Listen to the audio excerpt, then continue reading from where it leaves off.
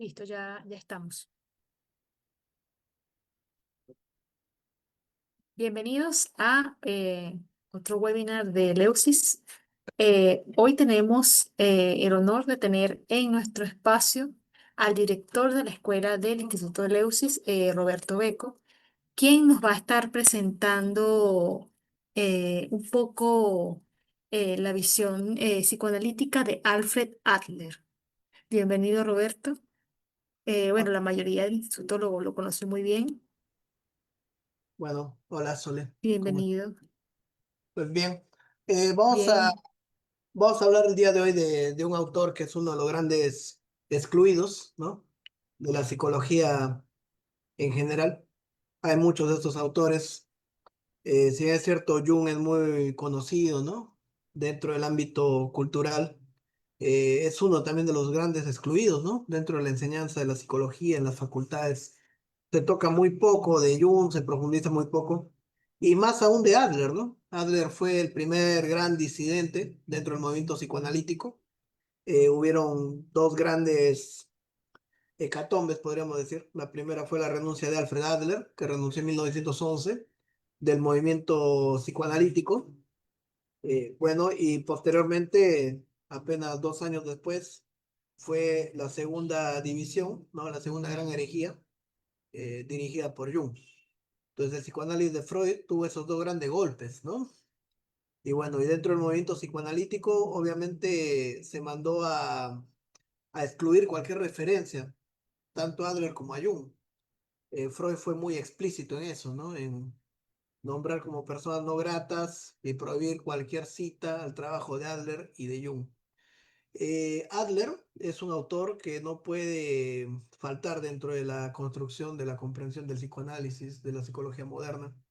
Es más, hay muchas de las ideas de Adler que aunque parecen hoy en día parte de la psicología general, y quizá por eso no se ha tomado tan en serio Adler, ¿no? Porque su psicología es muy sencilla, directa, práctica, que pasa muchas veces por cuestiones obvias. Sin embargo, fue Adler el que hizo un gran trabajo, no solamente para aterrizar y confrontar muchas de las ideas de Freud, sino para complementar también, como el mismo Jung va a plantear en diversos escritos, sobre todo en los escritos que él hace en la primera parte del tomo 7 cuando él habla sobre la psicología del inconsciente. Y ahí menciona un poco, ¿no? Estas dos grandes escuelas, la freudiana, la adleriana, y cómo desde la perspectiva de Jung, el gran problema de estos dos autores fue que partían de dos tipologías distintas, ¿no? Cuando él habla del problema de los tipos de actitud, que va a ser un concepto muy reiterativo en la obra de Jung para entender justamente esas diferencias entre diversas teorías o enfoques, que él planteaba que en realidad no eran opuestas, sino que simplemente cada uno de estos autores veía el mundo de su propia personalidad, ¿no?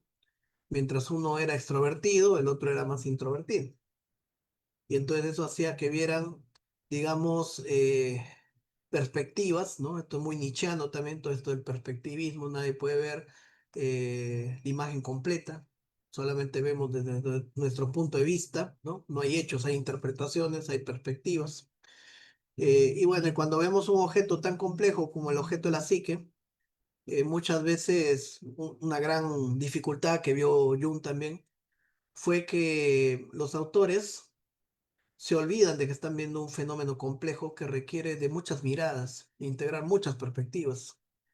Él va a decir algo, ¿no? Muy cierto en sus escritos del tomo 7, iba a decir que habría que ser muy tonto para creer que Freud no aporta nada a la comprensión de la psique, ¿no? O que Adler no aporte nada a la comprensión de la psique. Evidentemente fueron los dos grandes pioneros en las escuelas psicológicas, ¿no? La primera y la segunda escuela psicológica de Viena, ¿no? Y bueno, mundial también desde el punto de vista de la psicoterapia, formalmente hablando, ¿no? Porque bueno, hubo muchos autores previos que hablaron de lo inconsciente, Carl Gustav Caris, ¿no? Von Hartmann, estuvo Janet, pero digamos, la intención de hacer de la psicoterapia un campo práctico, ¿no? Que inicialmente deriva de la medicina y que, bueno, va progresivamente dándole mucho más espacio a lo psicológico partiendo justamente de un modelo médico que era más biologicista, donde se comprendía el trastorno mental no desde el aspecto psicológico, la famosa psicología sin alma, ¿no? Que menciona Jung, sino más bien desde un punto de vista más orgánico. Entonces, el gran mérito de Adler y de Freud fue justamente sacar la comprensión del trastorno mental y de los procesos neuróticos del campo estrictamente médico, ¿no? Y fundar, digamos, una corriente que le dé importancia a lo psíquico. Y eso fue lo que valoró también mucho Jung en su momento, con todas las diferencias que tuvo Jung con Freud. Sin embargo, es innegable que la relación que tuvo Jung entre 1906 a 1913-12, ¿no? Donde empieza su proceso de ruptura, cambió definitivamente la perspectiva del propio Jung, ¿no? Implica, digamos, dos grandes movimientos para Jung. Por un lado, dejar de lado la psiquiatría estrictamente biológica, experimental, en la que él se había formado, ¿no? Si bien es cierto, nunca estuvo adherido a la idea de la somatogénesis de la enfermedad mental, sino que siempre estaba más a favor de la psicogénesis, siguiendo también muchos de los aportes de su maestro, ¿no? Que fue Breuer, y bueno, y con todas las tesis que él tenía sobre el carácter psicológico de la psicosis, ¿no? No había un autor que sea posicionado estrictamente en la investigación de la psique. Entonces ese gran mérito se lo va a reconocer a Freud y en un segundo lugar a Adler, ¿no? Y bueno, y Adler, que va también a ser un médico, inicialmente él es un médico que nace en Austria, también, en Viena, era el segundo hijo de tres, una familia de comerciantes bastante modesta y que nace con una particularidad, ¿no? Mejor dicho, desarrolla una particularidad cuando era niño. Tenía una condición de muy bajo peso, era un niño muy enfermizo, a los 5 años casi muere de neumonía, tenía una cojera, consecuencia de una polio. Y esto va a ser bien importante porque va a marcar parte de la propia teoría de Adler, ¿no? Sabemos que uno de los conceptos centrales de la teoría adleriana va a ser el concepto del sentimiento de inferioridad, ¿no? Que cuando, bueno, no es bien afrontado, al ser el sentimiento de inferioridad una condición humana, ¿no? O sea, todos los seres humanos vamos a sentirnos inferiores en algún momento, eso es natural.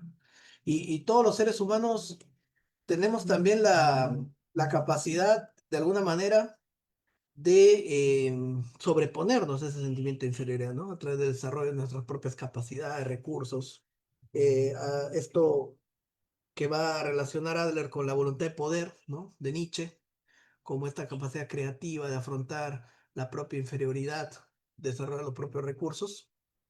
Bueno, cuando se desarrolla de una forma adecuada, nos lleva a poder encontrar nuestro lugar y nuestro propio valor en relación con los otros. Entonces, la teoría de Adler va a ser una teoría bastante social, ¿no? Va a ser posiblemente la primera psicología que se enmarca y se preocupa por lo sistémico y lo social, ¿no?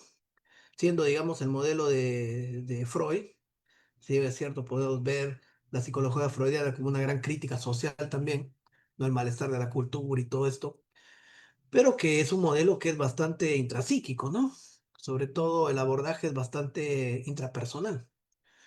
Y bueno, y la teoría de Adler más bien se ubica en el ámbito de lo social, y donde una de las metas principales del trabajo adleriano justamente es el desarrollo del sentimiento de comunidad, ¿no? De esa relación con el otro, pasar de estas metas centradas en uno mismo a las metas centradas en los demás.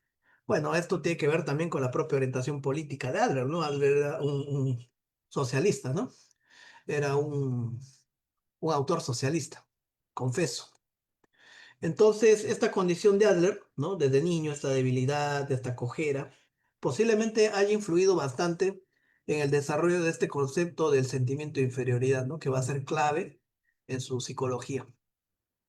Bueno, cuando este sentimiento de inferioridad se convierte en una dificultad en la vida, estaríamos hablando ya del famoso complejo de inferioridad, ¿no? Concepto central en la obra de Adler, en su obra más importante que se llama El carácter neurótico, ¿no? Entonces, otro aspecto importante que hay que destacar es que el hermano de Adler, su hermano mayor, se llama Sigmund, ¿no? Igual que Sigmund Freud. Sabemos también, y que él siempre trató de superarlo. Sabemos también que uno de los conceptos claves en la teoría de Adler es que Adler va a rechazar completamente la teoría freudiana del Edipo, ¿no? Y todas las ideas de la psicología infantil como determinadas, ¿no? Por un complejo universal, el complejo de Edipo, como este gran mito, ¿no? Que plantea Freud, de que existe un complejo general, universal, que es el complejo edípico, y que, bueno, esa sería una de las principales causas de la neurosis, ¿no? Sin embargo, Adler va a plantear que en realidad no existe tal complejo, que la psicología del niño depende básicamente de condiciones primarias, secundarias y terciarias, ¿no? Las condiciones primarias tienen que ver con las condiciones propias del niño, que el niño no elige, por ejemplo, su aspecto físico, su sexo, su cuerpo, el lugar en el contexto en el que nace, ¿no? No es lo mismo ser primer hijo, segundo hijo, tercer hijo, no es lo mismo ser hija mujer, hijo hombre, depende de la familia en la que naces, la clase social. Entonces, todas estas condiciones, incluso el nombre que te ponen, está condicionando en gran medida la psicología del niño, ¿no? No es lo mismo, va a decir en algún momento Adler, llamarse Charles que llamarse Charlie que llamarse Carlos, ¿no? Entonces, ya ahí hay una intencionalidad. Por ejemplo, que te pongan el nombre del padre o el nombre del abuelo, tiene una intención psicológica. Entonces, las condiciones primarias que influyen en la personalidad del niño son condiciones que el niño no elige y ante el niño, ante las cuales el niño no puede hacer nada. Entonces, para Adler, esas condiciones son más determinantes que un supuesto complejo universal que tendría el niño, que desde el punto de vista del heredo sería simplemente una interpretación freudiana, ¿no? Una generalización. Y quiere decir Adler que, bueno, las condiciones familiares, ¿no? La psicología de los padres y las condiciones socioeconómicas y las condiciones propias del niño, ¿no? Las condiciones heredadas que trae el niño, son mucho más determinantes que cualquier complejo de Edipo para el desarrollo de su personalidad. Y en esto va a estar de acuerdo también Jung, ¿no? Jung va a tomar muchas, digamos, ideas de Adler, ¿no? La psicología de Jung está muy influida por Adler, y bueno, y Adler, como todos los autores de su época, van a estar muy influidos también por Nietzsche, ¿no? El mismo Freud va a tomar cosas de Nietzsche, Schopenhauer, el mismo Jung. Entonces, y en Adler va a ser determinante el concepto del devenir, ¿no? De Nietzsche, el concepto, digamos, central también del perspectivismo, de la voluntad de poder. De tal modo que Adler va a rechazar profundamente el determinismo, ¿no? La famosa frase psicoanalítica, infancia es destino, ¿no? Para Adler no tiene el peso que le da el psicoanálisis. Las condiciones primarias son solamente condiciones que constituyen un punto de partida para el desarrollo de la psicología del individuo. Lo más importante no es lo que te pasa, sino la actitud con la que uno enfrenta eso. Por lo tanto, un aspecto importante de la psicología adleriana es que Adler le va a dar mucho menos importancia a la mirada etiológica, a la causa, que a la finalidad, ¿sí? Entonces, para Adler, el futuro puede determinar tanto o más el pasado que el propio pasado, ¿no? Lo que tú hagas en el presente con respecto al pasado puede ser más determinante que lo que te pasó.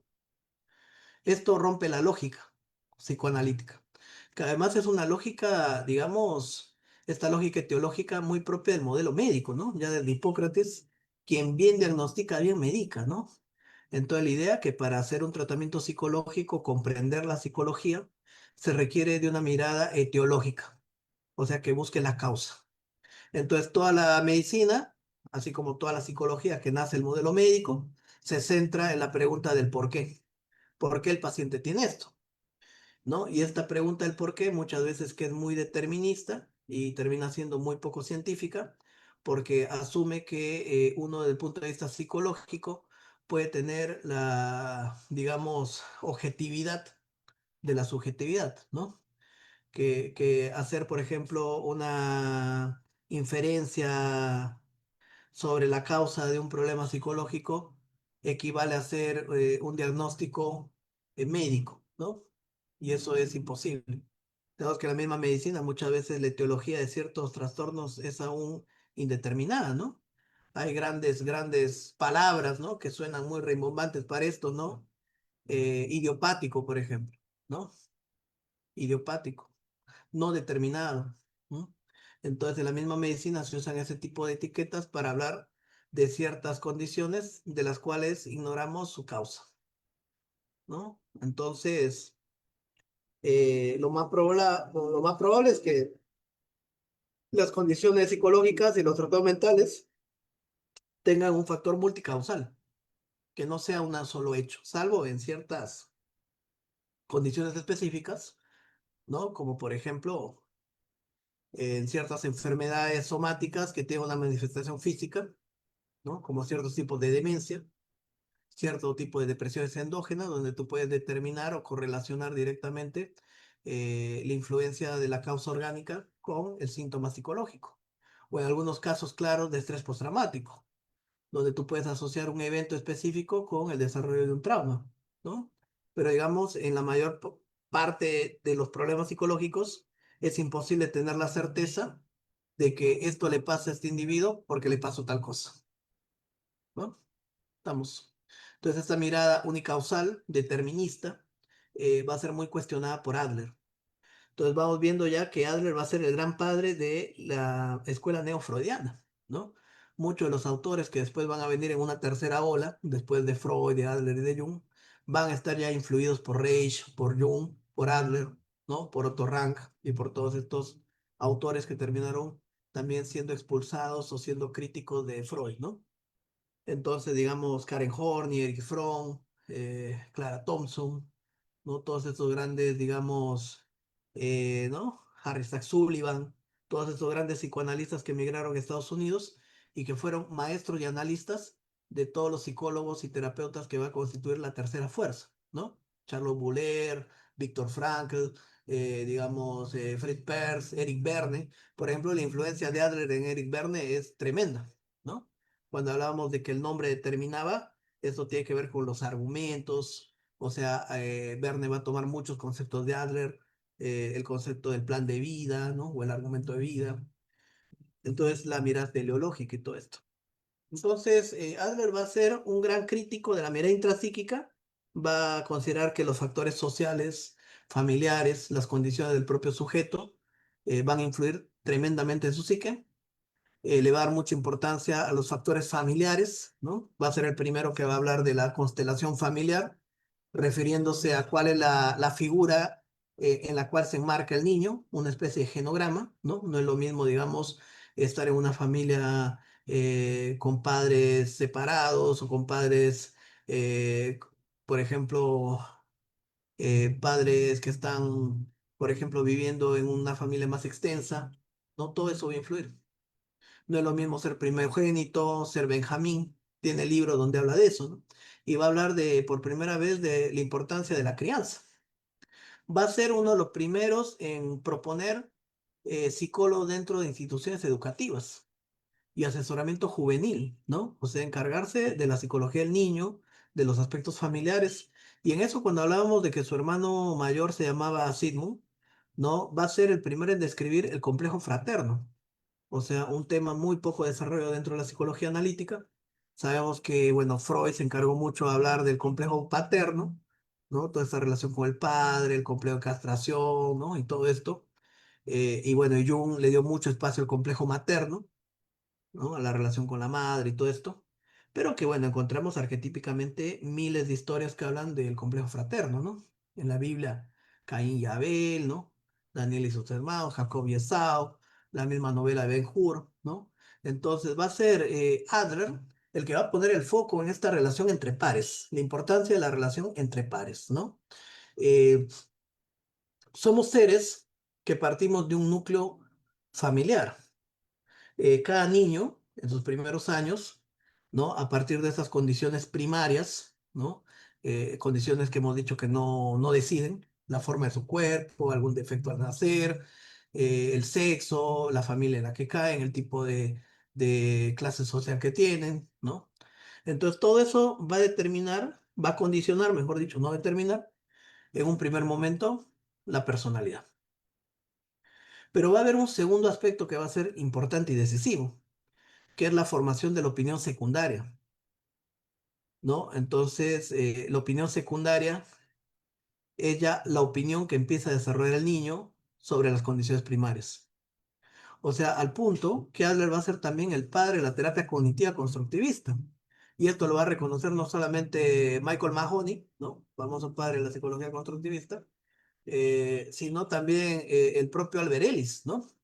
O sea, el propio Albert Ellis va a reconocer a Adler como uno de los pioneros de la psicoterapia cognitiva. Entonces, para Adler, no es tan importante la condición primaria de un sujeto, sino la opinión secundaria que ese sujeto desarrolla con respecto a sus condiciones primarias, ¿no? Y en esa condición secundaria va a influir claramente la atmósfera familiar y cultural, porque, por ejemplo, no es lo mismo ser un gordo dentro de una familia de gordos, ¿no? Que todos son graciosos, ¿no? Y que están orgullosos de ser gordos, ¿no? Digamos, hacer un gordo en una familia de personas atléticas, ser el único gordo, ¿no? Y que te haga bullying tu propia familia por ser gordo, ¿no? Entonces, evidentemente, el sentimiento en relación a las propias condiciones va a estar influenciado por los contextos sociales y familiares, ¿no? No es lo mismo ser mujer en una familia donde la mujer es respetada y tratada como una igual a ser mujer en una familia machista, ¿no? Entonces, pero sin embargo, la opinión secundaria, si bien es cierto en el niño, porque el niño no tiene la capacidad de defenderse del entorno, está más sujeto y más influenciado, tiene ya cierto nivel de, podríamos decir, de intencionalidad. O sea, el niño puede de alguna manera cuestionar incluso el comentario del entorno. Y esto tiene que ver mucho con algo que Jung va a llamar la actitud, ¿no? Posiblemente la persona más introvertida va a poder defenderse mejor del entorno que la persona más extrovertida, que va a depender más del entorno, ¿no? Entonces, por ejemplo, ser una persona, ser una mujer en una familia machista para una mujer que es más introvertida, le va a ayudar a ella a oponerse a ese machismo y a intentar demostrar que su entorno está equivocado, ¿no? Por lo tanto, va a buscar imponerse al entorno por su propia actitud de personalidad. Sin embargo, una mujer que esté más determinada por el entorno y la opinión externa, posiblemente en su personalidad va a estar más influida por lo que se opinaba sobre las condiciones de ello. ¿Se entiende? Y hay un tercer momento en el cual el individuo empieza ya a asumir una actitud frente a la propia opinión. Entonces, esto es muy importante porque la personalidad se forma a partir de condiciones primarias, a partir de opiniones secundarias y finalmente a través de la toma de postura frente a esas propias condiciones. O sea, lo importante a nivel psicológico es tomar postura frente al propio condicionamiento. Y es ahí donde Adler resalta que el pasado no es determinante. El pasado solo condiciona. Lo que determina es la actitud del individuo frente a sus condiciones. Mejor dicho, el presente influye más en el pasado que el pasado en el presente, ¿no? Si es que uno puede asumir desde el presente una actitud distinta hacia el pasado, ¿no? Y esto es muy, muy importante, ¿no? Entonces, Con el concepto, ¿no? De la voluntad, ¿no? La voluntad de poder, comentabas, ¿no? la voluntad de poder, claro, es un principio dinámico que hace que todo individuo busque de alguna manera superarse, ¿no? Y entonces eso introduce también la perspectiva de Adler, ¿no? Si bien es cierto, Freud está mucho más basado en la importancia y el determinismo de los factores inconscientes, ¿no? Adler está mucho más centrado en la importancia de la voluntad y la conciencia, ¿no? Sin embargo, no se puede negar la influencia de los factores inconscientes en la vida. Estamos, porque bueno, recordemos que en la Europa del siglo XX, los tres grandes movimientos más importantes al inicio del siglo XX fueron el existencialismo, el surrealismo y el psicoanálisis, ¿no? A nivel cultural. Y entonces pareciera que el psicoanálisis plantea algo totalmente opuesto al existencialismo, ¿no? Mientras el existencialismo de Sartre decía, por ejemplo, ¿no? Bueno, con respecto al tema de la libertad libre, ¿no? Que es un tema central en la psicoterapia. ¿El hombre es libre o estamos condicionados, determinados por complejos, aspectos inconscientes, instintos, pulsiones, el pasado, trauma, ¿no? O el hombre es libre para decidir, ¿no? Y entonces, mientras el psicoanálisis decía, el hombre no es libre de sí mismo, ¿no? Está condicionado por su pasado, su inconsciente, o sea, mejor dicho, la famosa frase, ¿no? De Freud, que el hombre no es dueño de su propia casa, ¿no? Y toda esta pretensión que tenía Freud, ¿no? De decir que él era el que le había dado una cachetada, ¿no? El tercero es darle la gran cachetada al espíritu de la época, ¿no? El primero fue Darwin, ¿no? Que no somos seres creados por Dios, somos animales evolucionados, ¿no? El segundo en darle la cachetada fue Nietzsche, ¿no? Dios ha muerto, ¿no? Entonces no somos... Y el gran tercero en darle la cachetada fue el propio Freud, ¿no? O sea, el hombre no es digamos, un ser desarrollado y cultural, eso es una ilusión. Seguimos siendo animales instintivos, sensibilizados, teniendo fantasías, complejos, traumas, ¿no? Y pulsiones, ¿no? Entonces no somos en absoluto dueños de nuestra vida, eso es una ilusión, ¿no? Gran parte de lo que hacemos y decidimos está condicionado por cosas que no vemos, ¿no? Gran mérito de Freud, claramente, ¿no? Pero por otro lado, el existencialismo, ¿no? El hombre es dueño de su propia vida. El hombre nace libre, responsable y sin excusas, decía Sartre, ¿no? O sea, es como que uno no es, la esencia no determina la existencia, ¿no? Y todo esto, ¿no? Entonces, uno se hace. No hay nada que te determine, uno es libre. Uno no es libre de lo que le tiene o le pasa, sino es uno es libre frente a lo que le pasa, ¿no? Para asumir una actitud frente a eso. Si no, no tendría sentido el análisis, ¿no? Si estaríamos determinados, ¿qué sentido tendría hacer análisis? Si no podríamos asumir una actitud frente a esos contenidos inconscientes, ¿no? Y entonces, evidentemente, Adler no era ningún tonto, y a pesar de que Adler puso el foco en la intencionalidad, en la voluntad del sujeto, en la voluntad de poder y toda esta capacidad de un individuo de superar sus propias condiciones, él reconocía que había también factores inconscientes que influían en la persona del sujeto, ¿no? Entonces, mejor dicho, hay una carta del tarot que a mí me gusta mucho porque creo que refleja un poco estos tres autores, que es la carta de la luna, ¿no? Cuando tú ves en el tarot la carta de la luna, ves dos torres en medio de una luna y ves en la parte inferior un perro, un lobo aullando a la luna y en medio una langosta, ¿no? Saliendo a la profundidad del río, del mar. Entonces, para mí, el lobo representa toda esta mirada de Freud, ¿no? La influencia del inconsciente más instintivo, ¿no? Es inconsciente más pulsional. Eh, y el perro representaría la mirada más adleriana, ¿no? Esos condicionamientos más sociales, ¿no? Por ejemplo, los condicionamientos más culturales, mucho de Nietzsche ahí, ¿no? Liberarse de ese dragón que te dice tú debes, ¿no? De alguna manera Adler una psicología, por eso, del individuo, ¿no? Pero no solamente como el individuo aislado, sino como ese individuo que es capaz de encontrar su propio lugar dentro de la sociedad como un todo, ¿no? Una mirada holística. Y ese individuo que claramente es un individuo que tiene que diferenciarse del medio, encontrar su propio valor, su propia identidad, ¿no? Entonces, tenemos que trabajar mucho las influencias del entorno, las influencias sociales. Y la langosta representaría toda esa profundidad del inconsciente colectivo, de lo arquetípico. Y Jung, como un autor que integra, tuvo el acierto de integrar a Adler y a Freud dentro de su propia perspectiva. Jung se consideraba como un tercer autor de una escuela que había integrado a las dos anteriores.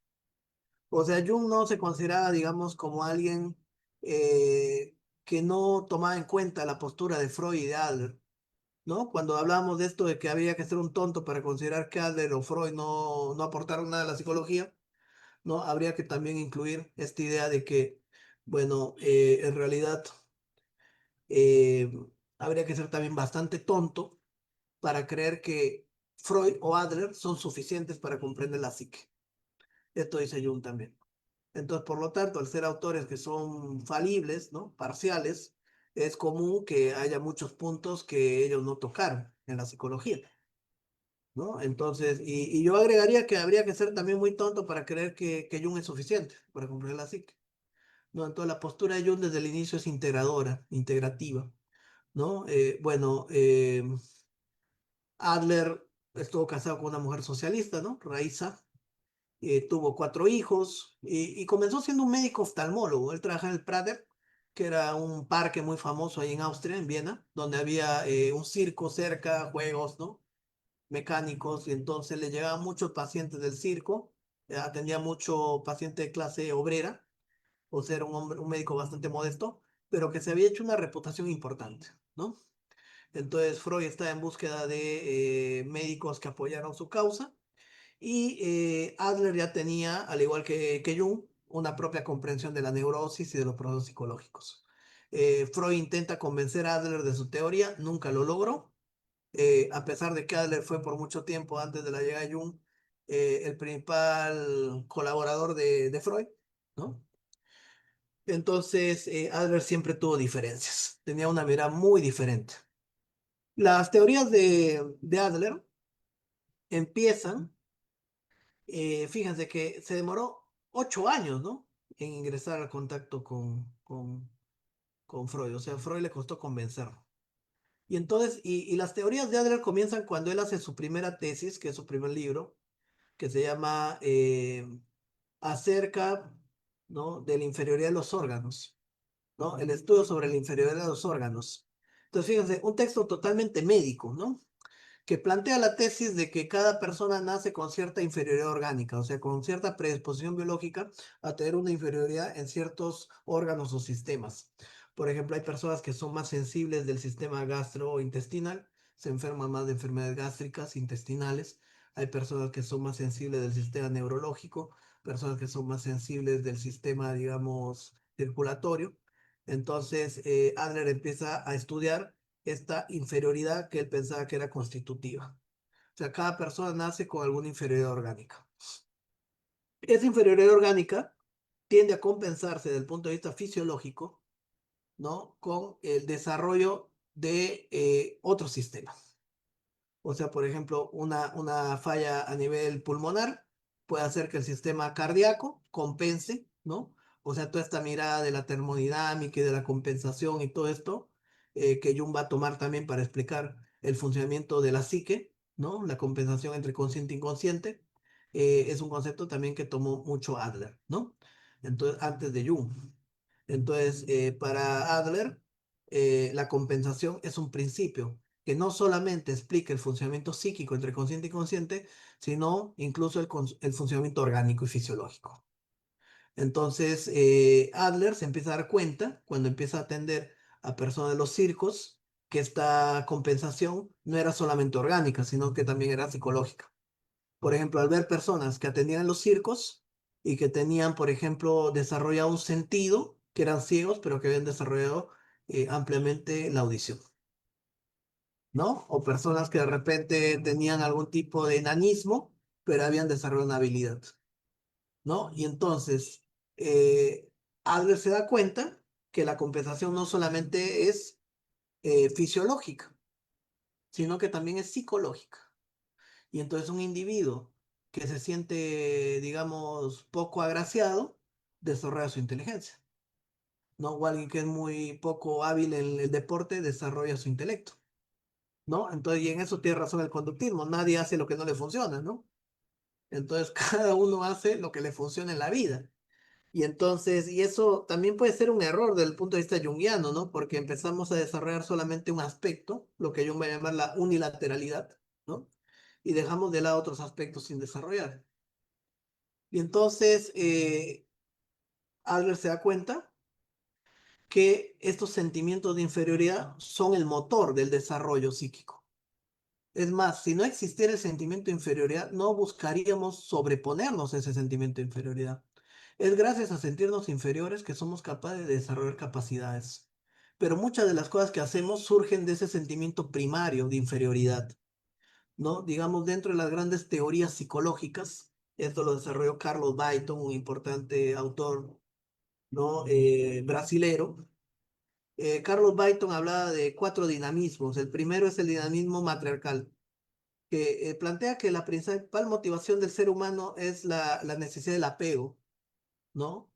que tiene que ver con la función materna. Bowlby claramente desarrolla ampliamente esto.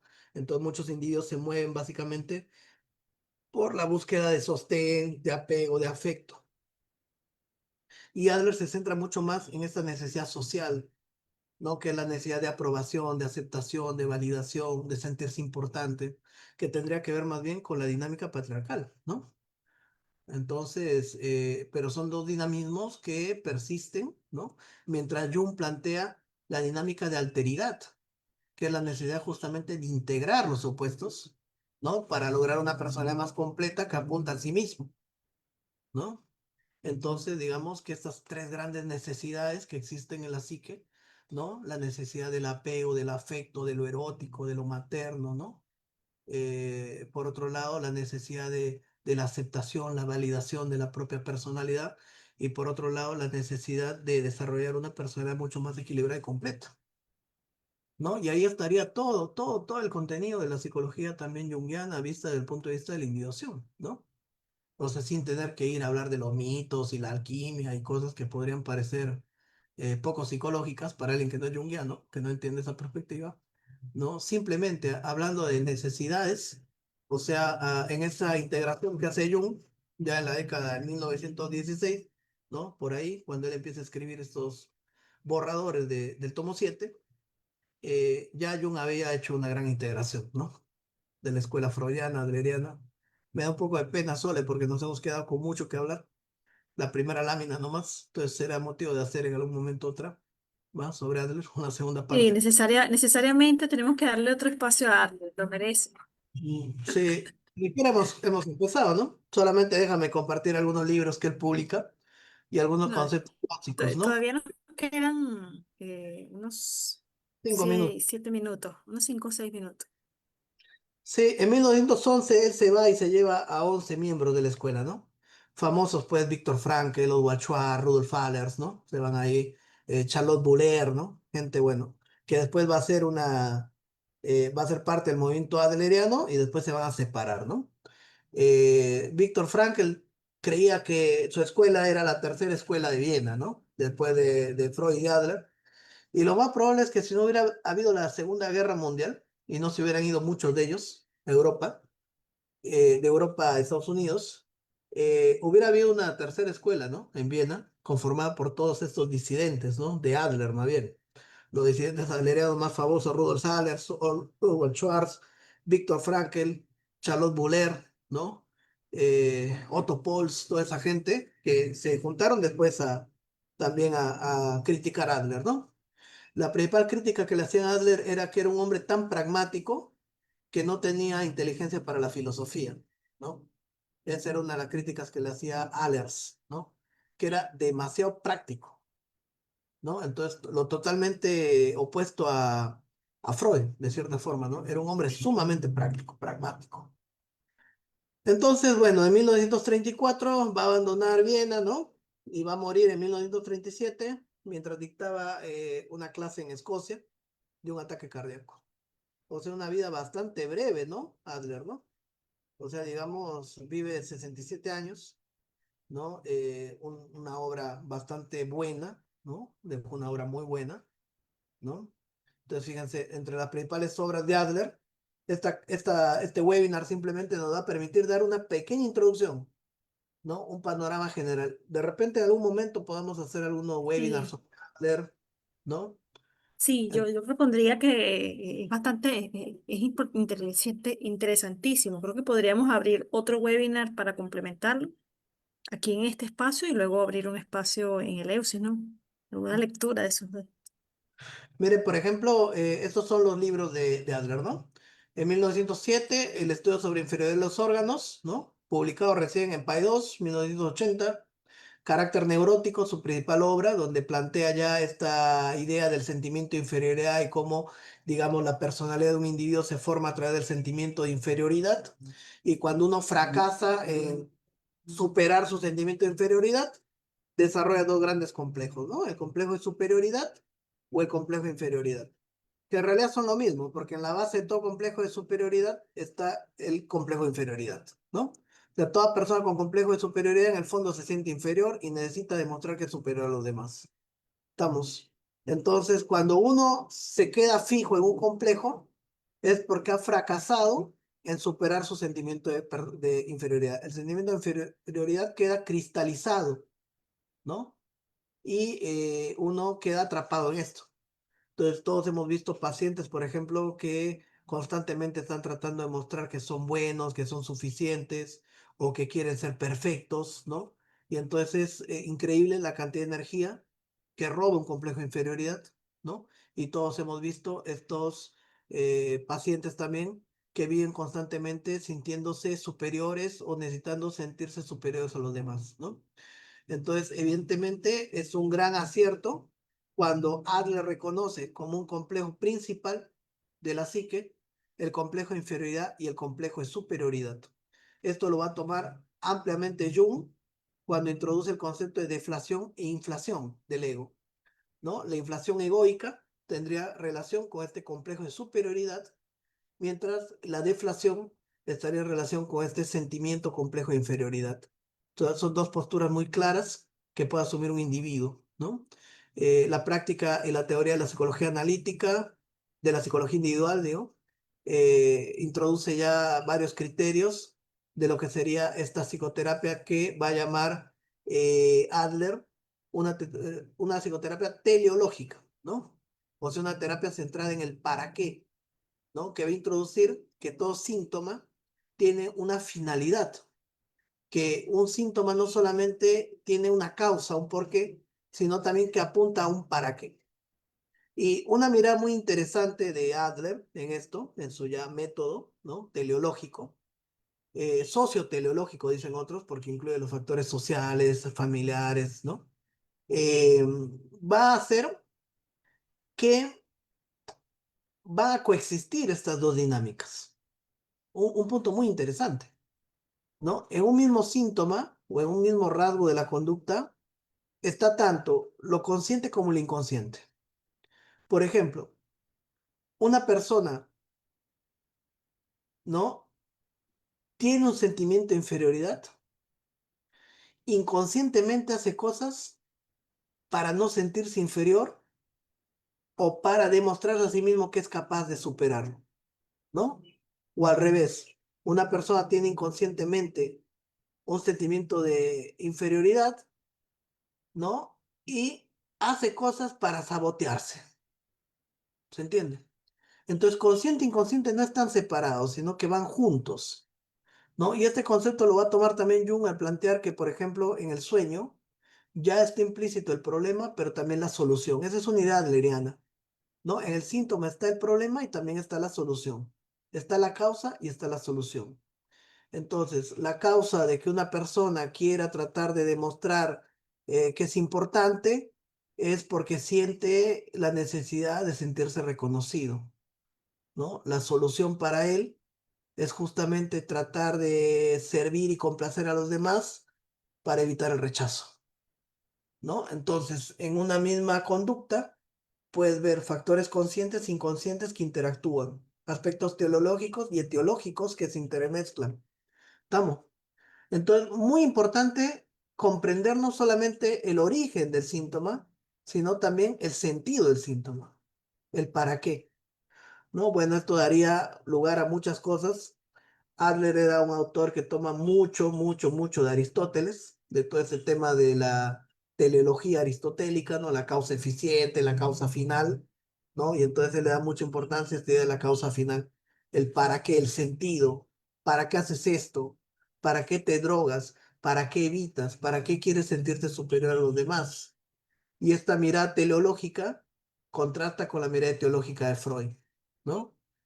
Para Jung, en la psicología hay que integrar las dos lógicas, el por qué y el para qué, ¿no? Tenemos que entender por qué, de dónde viene el problema, pero también qué función tiene, hacia dónde apunta el síntoma. No todo síntoma, va a decir Jung, es el primer intento que hace la psique por resolver el problema. O sea, todo síntoma es la búsqueda de afrontar un sufrimiento. Esto lo va a decir Frankl también, ¿no? Gran inf- autor influyente. Otro de los grandes autores, ¿no? Otro gran adleriano, ¿no? Frankel, ¿no? O sea, el sentido, la voluntad de sentido. Detrás de todo lo que hacemos hay una voluntad de sentido. Si uno se quiere matar es porque eso siente que tiene un sentido, hay un para qué en eso. Si uno se droga, hay un para qué en eso. No se trata de cuestionar el síntoma, se trata de comprender amorosamente qué función tiene ese síntoma o esa conducta para esa persona que está sufriendo, Y, ¿no? de verdad que vale la pena ahondarlo, ¿no? Y Tema el pro- que estamos en el, sí, claro. Y el se problema nos, no es se nos fue el tiempo. el problema ahí no es ni siquiera es el sentido, ¿no? Porque el sentido puede ser bueno. Por ejemplo, una persona que se droga para evitar el sufrimiento es bueno evitar el sufrimiento. Una persona que quiere matarse porque no aguanta su vida es bueno y comprensible.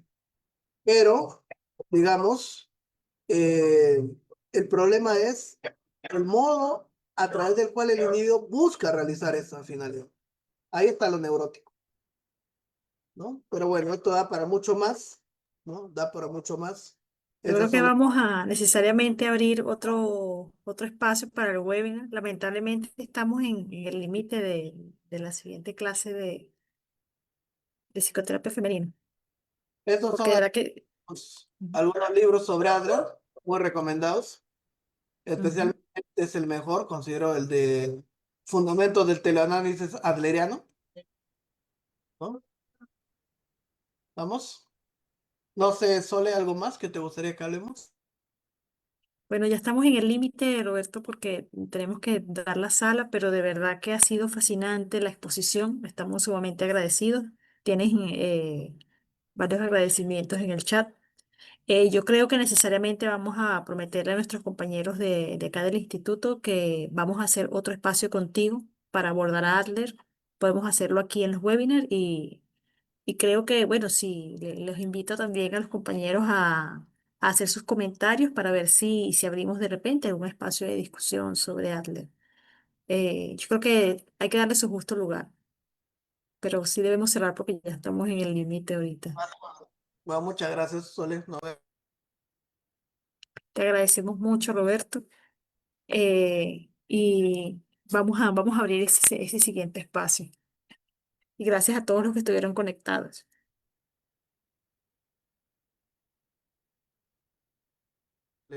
Nos vemos, Sole. Cuídate mucho. Nos vemos.